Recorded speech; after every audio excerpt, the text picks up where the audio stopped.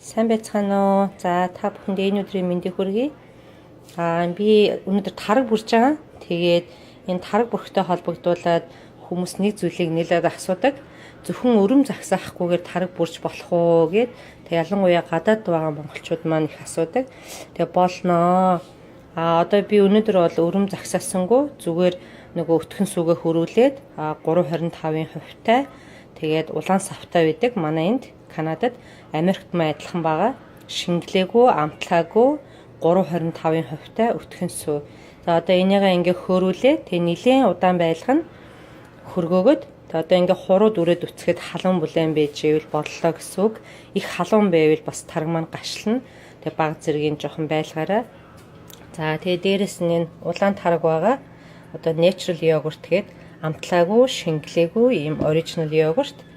Тэгээд энээсээ нэг 2.1 кап буюу 100 гаруй грамм байна. За энэ 4 литр сүүнд нэг иймэрхүү хэмжээний тараг хийгээд баг зэргийн хутгаад тэгээд сайхан дулаахан газар сайн хуч тавина.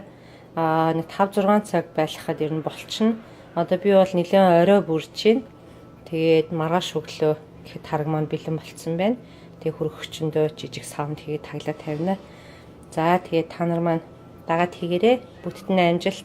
Миний пэйжээр болон блогоор зочилж байгаа бүх хүмүүстээ баярлалаа шүү. Тэгээд хошид чатгаараа өшөө олон шинжээр оруулах болно. За баяртай.